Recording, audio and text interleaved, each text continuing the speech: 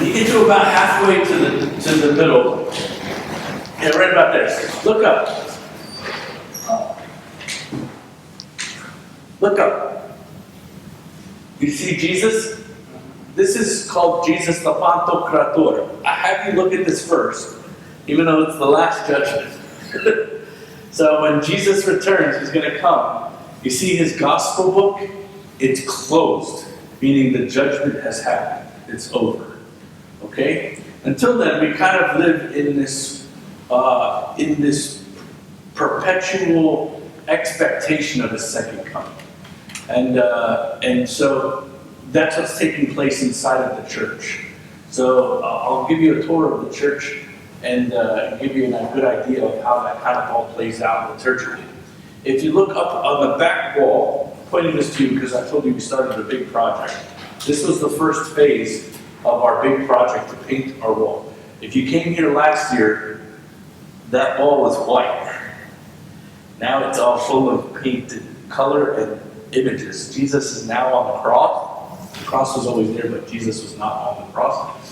The Virgin Mary, you see her weeping by her son, and the myrrh-bearing women, and then John, the beloved theologian when he was young, and Longinus. Longinus is the soldier, the Roman soldier, who pierced his side with a spear. And when he saw it, at once came out blood and water, and he bore witness to this, and his witness is true. And he became a Christian as well after he witnessed the crucifixion of Christ, and he told his story about what he witnessed. And so we know that's part of the story of his resurrection, of his death. And then subsequently, on the third day, he rose again. So this is what the church believes. This is the thing that we always teach. Jesus died on the cross, very publicly executed, and he rose from the dead. And so we claim that he is God. And then we looked into his whole life, and we found out a lot more detail about it. Welcome to sit down in any of these pews. I'll probably in the front, but and I'll give you the rest of the tour. So, I guess, what's the first thing y'all see? Oh no, what's the first thing you see?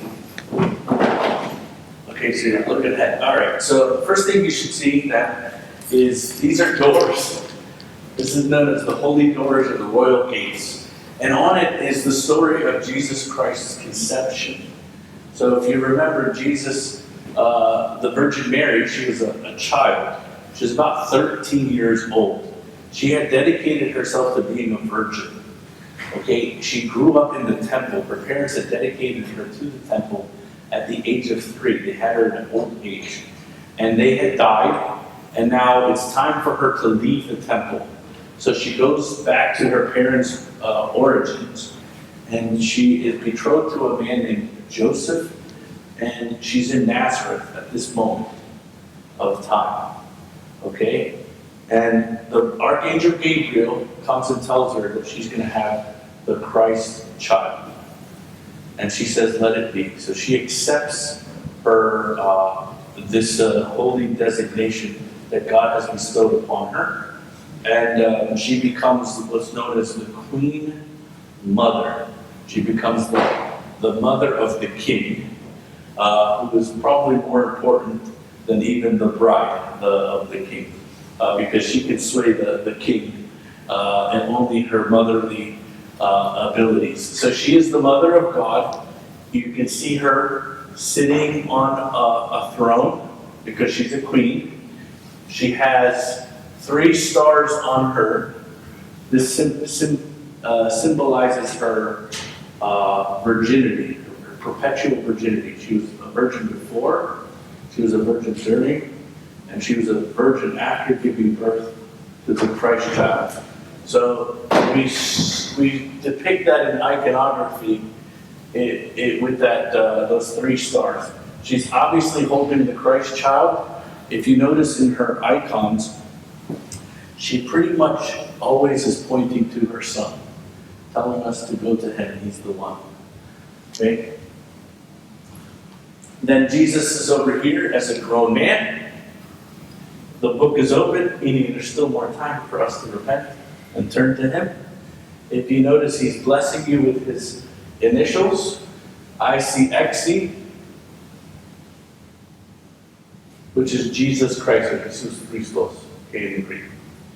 And then all on in his halo. You always see those three letters, and it means the existing one, or He who is.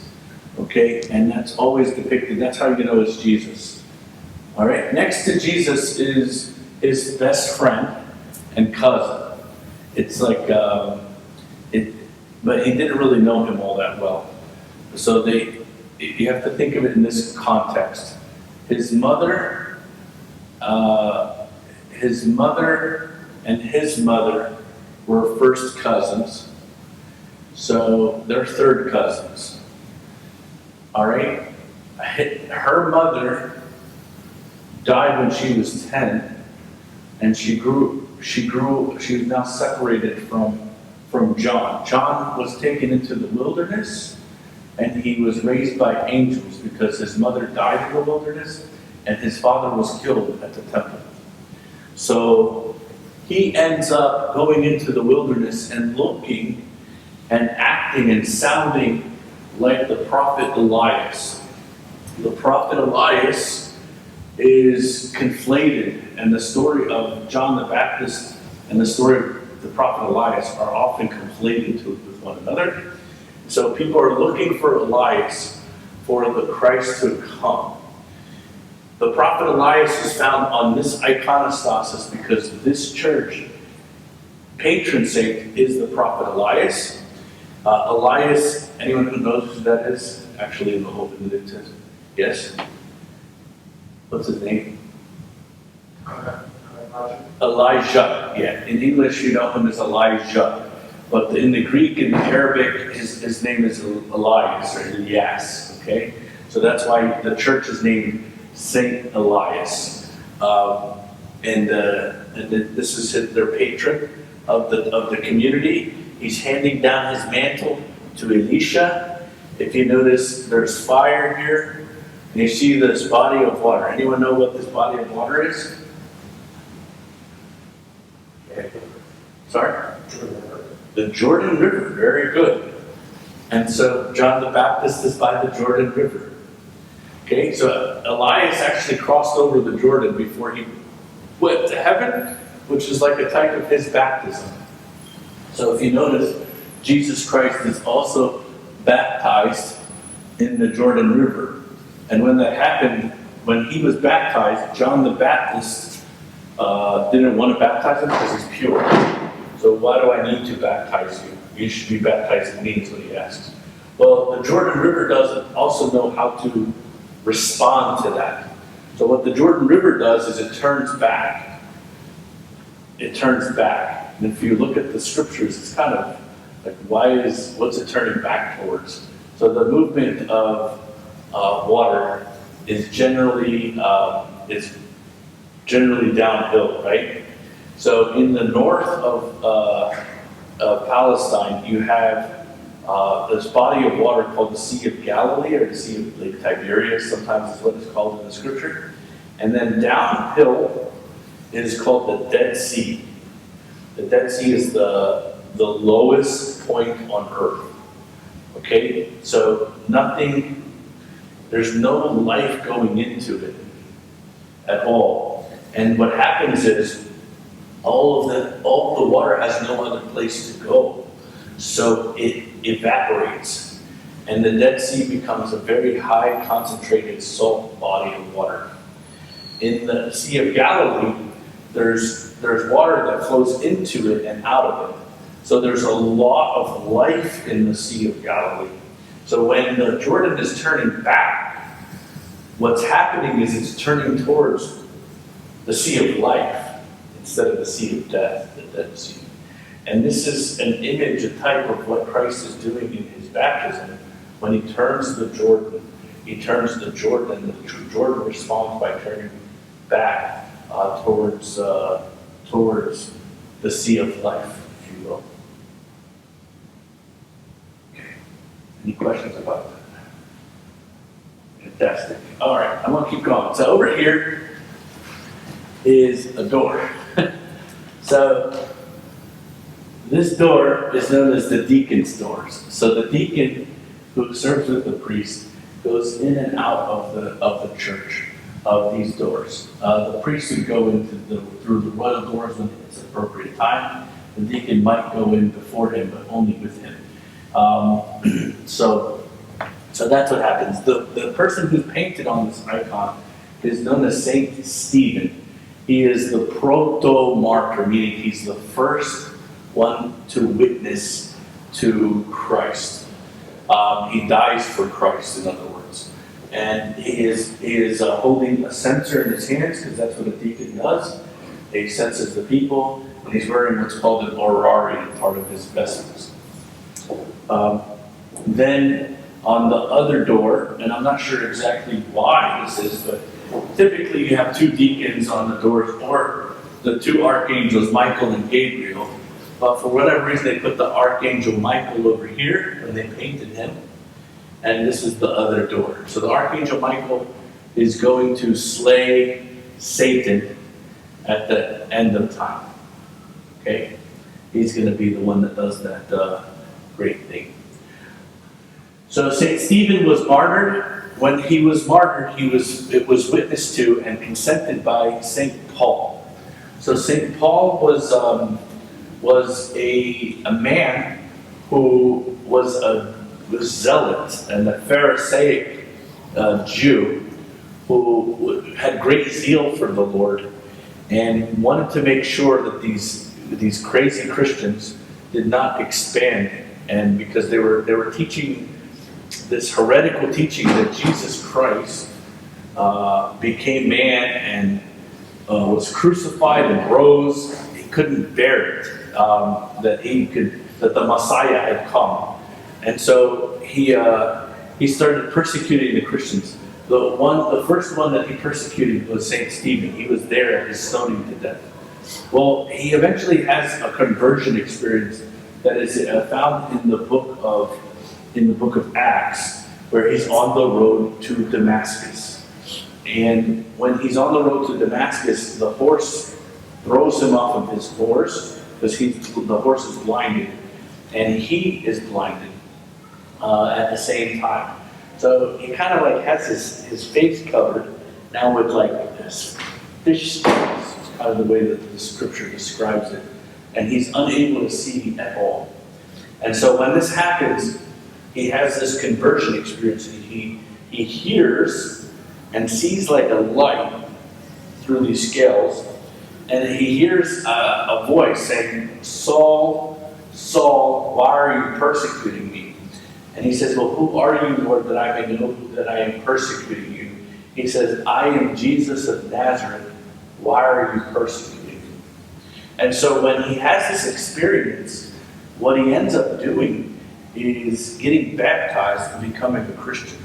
And the way that happens is he finishes his journey to Damascus, Syria, and he finishes his journey to Damascus, Syria, and the bishop there, named Ananias, baptizes him. Okay? And he didn't want to, because this guy has been persecuting the church. So Christ actually appeared to him and told him, "No, I have great use for him." This man goes on to write many letters for the church that you can find in the Bible, and he becomes a bishop of Antioch before he goes to his martyrdom in Rome. Okay, the bishop, when he comes to the church, he goes and he stands on a throne. Okay, so this is his spot. He looks like a king a lot of times. He wears a crown on his head even. He has a staff in his hand because he's a shepherd. And so this would be his throne. And since we're on the topic of Damascus, this was made and shipped from Damascus, Syria. Okay, these two chant stands are two in the church. We're very unique in that we do it this way. But if you were here this morning for Matins, you heard the chanters chant from this side and from that side. They go antiphonally. This style of worship is really ancient, probably predates Christianity, like in the Jewish form, but certainly was written to us by the third bishop of Antioch. His name was Saint Ignatius of Antioch. So Saint Ignatius is believed to be that young child that you see on the lap of Christ. Okay, that young child is believed to be the one that Jesus is blessing when he says, "Let the little children come unto me, and do not forbid them, for such is the kingdom of heaven." So we know that we know in the church that the bishops of Antioch were Peter and Paul and Saint Ignatius. So they all had first-hand knowledge of Jesus Christ himself. If you notice on this, in this icon, they're always depicted together, even though they kind of butted heads a little bit in the scripture. But they're always friendly and love one another. They're holding up the church. That church is the church of Antioch. Okay? They were there before before Saint Ignatius was the bishop, and before they went to their martyrdom in Rome. So a few years ago, there was a great earthquake that hit Antioch, and so our patriarch John X, who you saw the picture of, went to the throne, the same throne. It's made of marble that Peter stood at in Antioch. Like they kept that throne forever. It's still there. The church is has really seen its better days, but he still went. They did a liturgy Pascha, and he was on that throne. It was really fascinating. If you want to look that up in the past there. So the church went through a lot of history. I mean, I'm only in the first century, okay? So for the first 300 years of the Christian church, we suffered a tremendous amount of persecution. It really culminated, the height of it. It never stopped, but at the height of it, with the Roman period of persecution, there was a young man, he was a general in the army. His name was George. And George is one of the most beloved saints in all the world. There's more churches named after Saint George than any other saint, including Peter Paul, with the exception of the Virgin Mary. So he has more churches named after him than any other. He's the patron saint of England. He is the patron saint of the country of Georgia, and I would venture to say he's the patron saint of the state of Georgia as well. Sorry, who is this? George. And so when Christian persecution was at its height, in 303, Diocletian was the emperor. There were a lot of bad emperors, okay, that killed the Christians. Nero killed Peter and Paul, okay, in 64. So at the height of Christian persecution, there'll be periods of time where they wouldn't kill us, and then they would kill us, and then they wouldn't kill us, and then they would kill us. But in 303, it's at the height of the Emperor Diocletian's persecution, and he basically makes a decree for all of his generals to go and persecute the Christians. And he said, "I will not go." And he says, "Why not?" Because I'm a Christian. He goes, "Well, that's silly. Why are you a Christian?" He goes, "Because Jesus Christ died and rose from the dead." And so he laughs at him. He goes, "Really, you believe that a man can die and rise from the dead?" And he goes, "Yes, I believe it to be true." He goes, "Really? Come on, George, I like you. Let's spare your life. And my decree is, you're going to die if you don't change your mind. Go to the cemetery." Let's all go to the cemetery. let's see one rise from the dead. So he goes to the cemetery with Emperor Diocletian. Okay? He crosses himself in the name of the Father, of the Son, and of the Holy Spirit. And a man rises from the dead. We heard Jesus rose a guy named Name this morning. Okay? So now George has effectively helped one rise from the dead. The emperor's daughter saw this. She converted to Christianity on the spot. And she was beheaded. So a lot of times you'll see an image of a queen or in the background of the icon of George. He's always on a white horse. He's always slaying a dragon. The dragon is representative of the Emperor Diocletian. And he was beheaded right then and there, along with the man who was raised from the dead, so he didn't have a long life after that, and then also his daughter. So the story of George is really fascinating and really close to me, my family, because where he is buried is a town called Lid in Palestine. It's in modern day Israel. And the Muslims even loved him so much that they took half of the church and put a green dome and made it a mosque. Okay? And he's buried there still in Palestine, and his body exudes myrrh. There's many saints that do that, but he's anyways, this is the home town of my family. This is where my dad's family comes from. My mom's family comes from Jerusalem. Okay? So there's that. All right, so I got two more saints. Saint Raphael of Brooklyn. He is an American. He's a Middle Eastern American saint. He came from Syria. He crisscrossed the whole world. He knew Russian. He knew Greek. He knew English. He knew Arabic. He ministered to all of us in America for about 20 years. He was the first bishop that was consecrated on the American soil, and basically took care of a lot of the people. He established 30 Antiochian Orthodox churches back then. He interestingly was sent here by the Tsar of Russia, Tsar Nicholas II. So he's got a really cool history to take care of the Syrian people in America. So the Russians had a lot of influence on that back in those days. And then also Saint Demetrius of Atlanta. He's known for cure cancer. So he died in 1960, and really a beloved saint worldwide at this point because he does so much to help people after his death. His island was very poor when he was the bishop there, and now I would say it's very rich. People come and visit him and see him. His church is amazing. It's an amazing edifice that he built after his death. I'm going to open this gate up right now.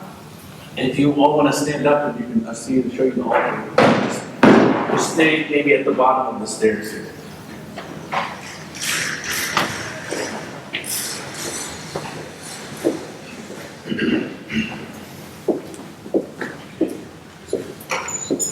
So our worship is done in this way. We face east, all of us. If you notice, the pews are facing all in this direction. The priest is also facing east in this direction. So he is the one that stands in the center and leads the people in prayer.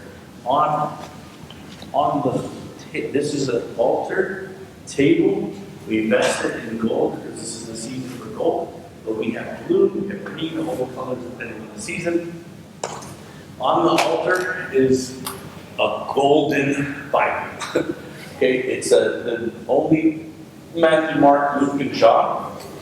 It's set up in a way that they're pericopes. Okay, so today we read the story of, tomorrow will be Monday.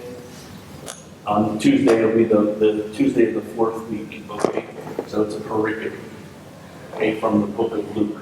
Right now I'm in the book of Luke. So cross, resurrection. Okay, two sides.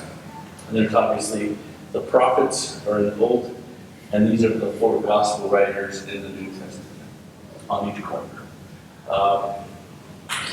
Also on the table is a cross. Okay, again, crucifixion, resurrection, so on Sundays it'll face the people. Okay? In this thing right here, we have the reserved sacraments of Christ, and also some relics of saints. And this is Saint Ignatius of Antioch. This is a small piece of his bone. Okay, we have relics of Saint Raphael of Brooklyn. He was re-exhumed last summer as well. And so his skull, you can see it in Antiochian village in Pennsylvania. That's where he's buried. Okay, so Saint Ignatius of Antioch, what the church does is it cuts up the bone and then sends it off as relics to the people. Right? You want to know more about that? Or is that just So they, so the churches in the early church, what happened is people would go to the cemeteries to pray. Okay, they would go to the cemeteries to pray because the martyrs were there, the saints were there, so they wanted to be close to the saints' bodies, which isn't out of the normal custom of even in Jewish tradition. So I can't remember his name now, but if you look in, I think it was Elias, actually, when he died, the people would go to his reliquary, his tomb, and pray in the Old Testament, and he would grant them healing. So even like Saints Peter and Paul, like sometimes their shadow itself would heal people. Sometimes like a garment, like Jesus couldn't go to, so he wiped his face and he gave an image of himself to on a towel, and that towel had healing power to King Akbar, went all the way down into Africa. So there's all kinds of stories of like miraculous things that happen. So when people would go to the cemeteries to pray, and they weren't coming to the churches, so the churches brought the bones of the saints into the churches so that people would come to church to pray. It's kind of an interesting thing. In every altar, there are relics. When the church is consecrated, inside of the altar table itself. So usually a martyr saint, and also there's a cloth here that's called the Antiochian. There's also a bone fragment of one of the saints, or I think we have 20,000, one of the 20,000 saints of Nicomedia in here. Okay, so in this particular thing. On this back corner, you can see it. It's called the prothesis table. This is where the priest will prepare the lamb and the wine for communion. All right, and then if you look straight ahead now, we had an icon of Jesus Christ on the throne, painted, and these 4 men here are the 4 liturgists of the church. So they have divine liturgies named after them. St. Basil the Great, St. John Chrysostom, St. James. The liturgy will take place on October 22nd in the evening at the Greek Cathedral. All the priests of the area will be there. So if you want to see that liturgy, it only happens once a year. It's the most ancient of the liturgies. The liturgy we most commonly perform is the liturgy of John Chrysostom. Most Sundays and most days of the week, if we do them. And then Basil the Great during Lent. You'll see one of the Gregory theologian, Pope of Rome, will do that liturgy in Lent as well, for what's called the Liturgy of the Pre-Sanctified, which is a Roman Rite liturgy. So it's a very interesting liturgy. All right, that's one more thing to show you. That's a new baptismal font for the children. Okay, and it also came from Greece. All right, you can sit down again if you want to. ask questions. I've kept you a while. Forgive me for doing that. It's 2:15 if any of you need to go. But if you have any questions, I'd be happy to entertain. Are there any holy people buried here? At this church, city ordinances, I don't think allows us to bury people under the altar. But yeah, if you go to many ancient churches, to have a crypt underneath the church is pretty normal. So like, if you go to the Vatican, in other words, you can go down into the crypt and St. Peter is buried there. You will know 100%. You will know St. Peter is there. You'll feel His holiness come over you. I don't know how to describe it in any other way, but that's exactly what happened to me and my wife at the exact same moment. So we knew that's St. Peter. And interestingly, there's an icon of Jesus there, not Peter. He always pointed towards Christ as well. Any other questions? Yes, sir. You mentioned, I think, like a miracle maybe that happened today or something, or like. Oh, that miracle happens every day. Is there like a within the Orthodox tradition? Is there like a mechanism for like recognizing miracles, or like they're official, or is it more so like? Yeah. Really, the story just gets told and then retold and then retold. I don't know that we sure. Like, yes, there's like the bishop. It's like if say this icon started weeping. And one of our churches in Chicago, in Cicero, it was a myrrh streaming icon. I mean, yeah, when that happens, certainly the bishop is called. I could have pointed out there's a middle lady there. Her name is Saint Thecla. She's the other proto-martyr. So like, real story. I mean, I'm not joking when I say this to you. This happened in my life. This is about 11 years ago, maybe 12 years ago. Remember when ISIS was running rampant in Syria? Okay. They went to her monastery, Ma'ula. There's a lady who's here right now who's from that area, Ma'ula. They still speak Aramaic there in that particular monastery. Saint Thecla was buried there. Okay, and the way that happened was a miracle, because she was about to be something nasty was going to happen to her. This guy was going to do something bad and then kill her. But instead, the rock split and she slipped right through. And she lived the rest of her life in the cave, if you will, and started a monastery there. All right, this is Saint Thecla.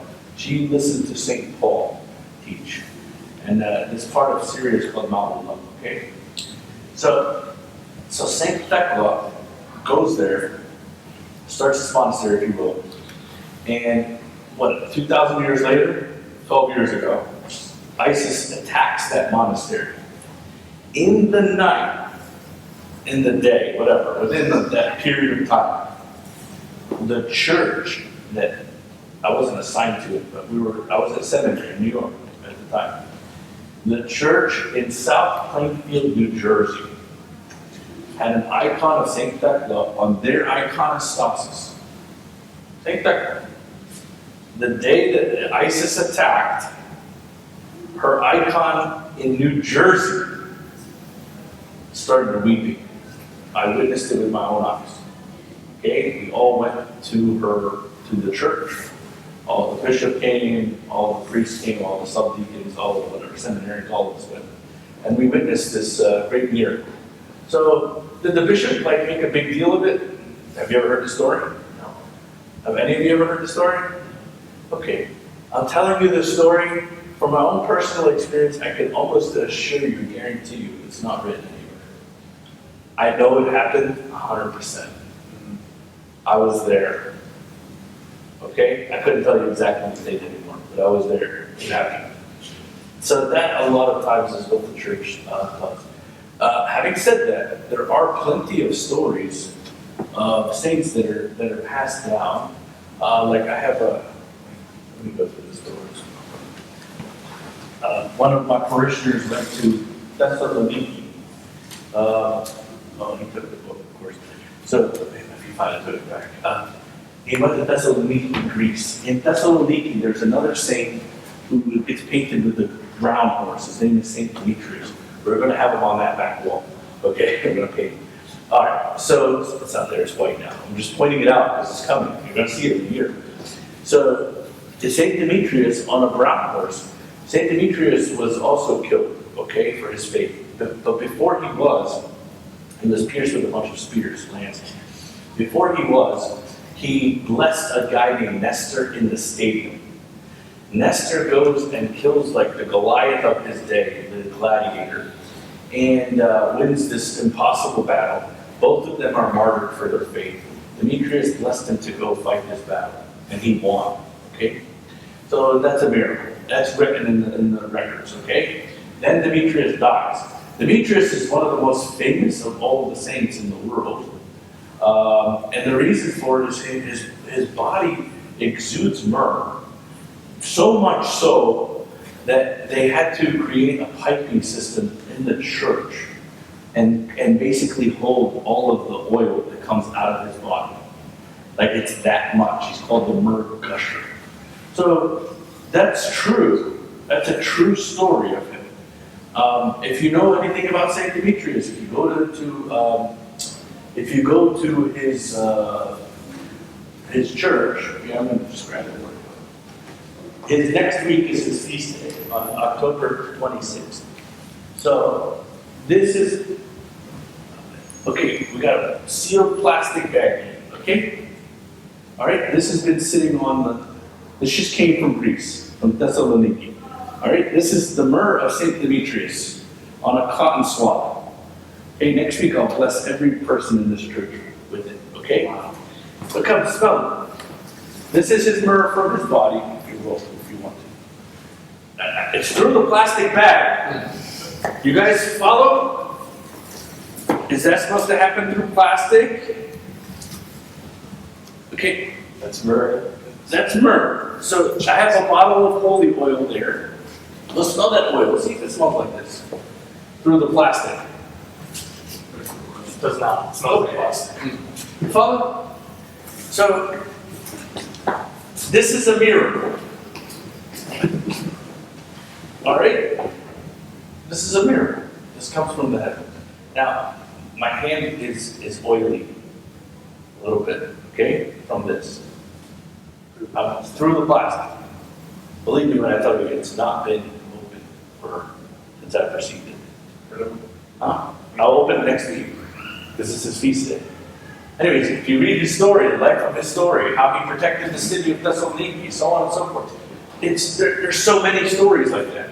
Some people preserved the stories and some did not. Some told the story of St. Thecla. I just told it to you. Maybe you'll preserve it in posterity. I don't know. But I didn't write it down. I didn't say, oh, this happened on this day and whatever. I didn't do that.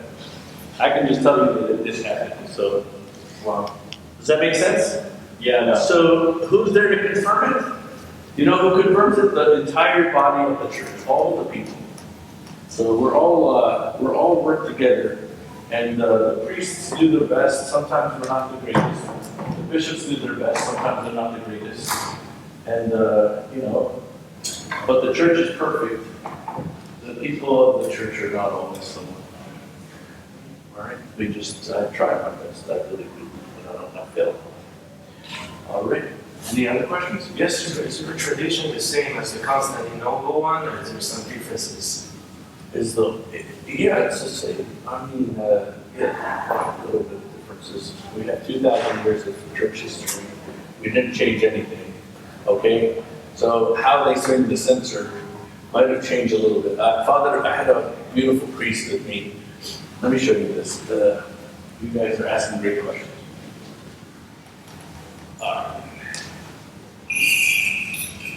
So when I sense, there's a pattern to sensing, okay? This is called a censer. 12 bells for the apostles. All right, take the censer, we bless it. When we do a sensing, I go like this. 1, 2, 3. 1, 2, 3. So I had a brother priest of mine, he recently reposed, Father George Makhlouf. When he did the 3 senses, he did 3, He came from the Jerusalem patriarchy. 1, 2, 3. See the difference? He still did 3, but he sends 1, 2, okay? There's things like that may happen. So yeah, you'll see some small nuanceable differences, but by and large, we're all doing the liturgy of St. John Chrysostom. We have an 8-tone structure in music. The Russians also have an 8-tone structure, but at some point they westernized it a little bit because of Peter Gila, I think. So they have like 4-part harmony going and with their choir and stuff. Sometimes those liturgical nuances come into our church because there is some Russian overlap in the Antiochian tradition, because St. Raphael of Brooklyn came as a Russian missionary for the Arabic-speaking Syrian people. Okay, they were all known as Syrians at that time because that's what the area was called under the Turks. Does that make sense? So, when the world was empire, the empire did certain things, and now that the world has been carved up into 100,000 different states, and even all the more happening, it kind of changes a little bit, the nuance of some of those things. I hope that answers your question. Any other questions? You guys have great questions. Thank you. All right, I guess I'll stop there. Thank you for giving me your attention. And if you have more, anything else you want to learn, just let me know. You can contact me. I do have a long series of videos on our church website that are in an order that you can watch about our history. That's way more detailed, like 14 hours, and how we pray and how we do things. Okay, but this is just took about an hour. Sorry, you guys asked a lot of questions. Thank you. Yes, you're welcome.